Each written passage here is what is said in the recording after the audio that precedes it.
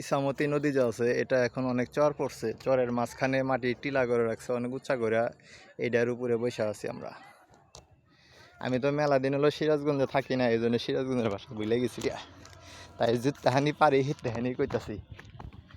এই যে এই রাস্তাটা যে এটাকে আমরা শুদ্ধ ভাষায় রাস্তা কই, কিন্তু সিরাজগঞ্জের ভাষায় মানে ভাষায় এটাকে আস্তা কয়।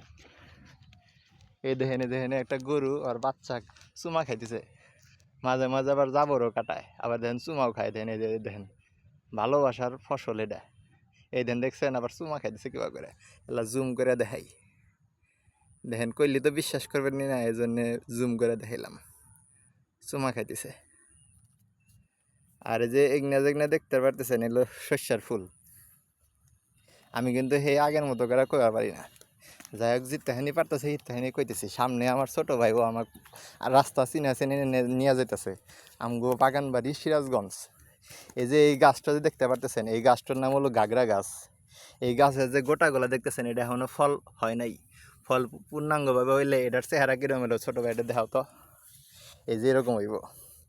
এটা দিয়ে আমরা ছোটোবেলায় চুলের সাথে লাগাই লাগাই দিয়া খেলতাম। আর এই যে এগুলো হচ্ছে গা সবুজ, যেটা দেখতে পাচ্ছ এটা হচ্ছে গা ধান ক্ষেত। আর এই যে এটা ক্ষেতের লাগে চিকনা ছিল, কিন্তু মানুষজন যাওয়ার সুবিধার জন্য ক্ষেত নিরায় নিরায় এখানে দিয়ে দিয়ে রাস্তাটা মোটা বানাইছে। আগে অনেক চিকনা ছিল, কেমন জানি একটু শান্ত শান্ত লাগতেছে, শিয়াল মিয়ালের কোনো সারা শব্দ নাই। আর ওই যে দূরে যে ক্ষেত দেখা যাইতেছে ওইটা হলো গিয়া বাদাম ক্ষেত। এই যে একদম ঘন এটা হলো বাদাম ক্ষেত। এখন অত কাছে যাওয়ার সময় নাই, কারণ অনেক কম, খুব কম সময় হাতে নিয়ে আইছি আমরা। আমরা এখন এই যে বাগান বাড়ির সীমানা দেখতে পাইতেছি, এই যে এটা হচ্ছে সীমানা।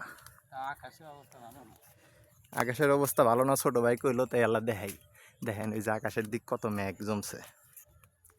আমরা এখন বাগান বাড়ি যেতে যেতে সামনে যা পাবো একখান ছাগল, ওই ছাগলের সাক্ষাৎকার নেব। কিন্তু ছাগল যদি গোসর দেওয়া না থাকে তাহলে তো আর ধরবা পারবো না, কারণ এখানকার ছাগল অনেক যাইরা। এই দেখেন এই যে বক পাখি, আবার ঘুঘু একটা উড়ে যেতেছে। ক্যামেরার রেজুলেশন বেশি ভালো না, এই জন্য অত ক্লিয়ার মিলার দেখাতে পারতেছি না। একটা সময় এই জায়গাটা নদী আছিল, এখন এই জায়গাটা কেবা জানি চর পড়ে গেছে গা। আমরা সেই পুরান আমলের গাছ দেখতে পারতেছি। এই গাছগুলা মোটাও হয় না, বড় হয় না, খালি প্রত্যেক বছর পাতা ধরে আর পাতা ঝরে যায়। এই গাছের গোড়ে আগে কুশাল খেত আছিল, হেনে যতদূর মনে পড়ে আমরা না একবার বসতাম আগে। 3 ভাই আসতাম। এই আশিক এদিকে আয়। পরে আবার মানুষ মনে করবো ছাগল ধরা, তাই ছাগলের কাছে গেলাম না।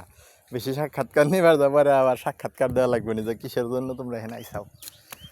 যাই হোক আমরা এখন সাক্ষাৎকার নিয়ে শেষ করতেছি।